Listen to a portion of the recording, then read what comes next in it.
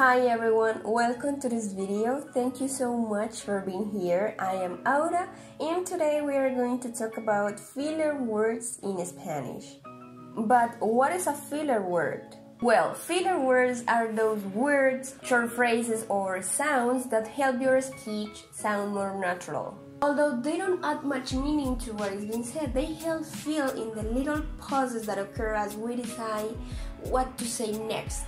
So they don't affect the literal meaning of the content, but for me they do add a little flavor, right? Okay, today I want to talk to you about some of the filler words that we use or that we usually use here in Colombia, or that at least I use. But take into account that they may vary in each Spanish-speaking country. Okay, let's start. Number 1, clarifying something. Number 2, finding agreement. And number 3, checking comprehension.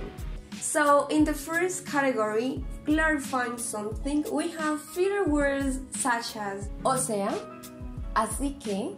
They are used to clarify or explain the meaning of something that we have already said. For example, ¿vas a viajar con nosotros en enero? Creo que debo trabajar en ese mes. O sea que no puedo. Mira, yo solamente tengo vacaciones en junio, así que no voy a poder viajar con ustedes. In the second category, finding agreement, you can find filler words like ¿sabes? ¿No? They try to have approval, and you can use them to know if the other person agrees with what you are saying. For example, el próximo fin de semana deberíamos ir a la playa, ¿no? Pero estaremos en exámenes finales, ¿sabes? Now, category number 3, checking comprehension. Here you can find filler words like ¿ves? ¿Sí ves? They are used to check if the other person is understanding or following what you are saying. For example, creo que Pablo está enojado conmigo. ¿Qué? ¿Pero por qué lo dices?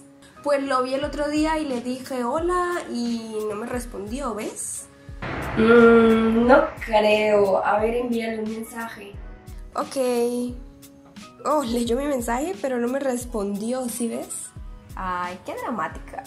Okay, that's all for this video. If you like my content, please subscribe to this channel. Leave a comment below with an example sentence using one of these filler words or with any other question. You can also subscribe to my Patreon to support my content. And thank you so much for watching. See you next time.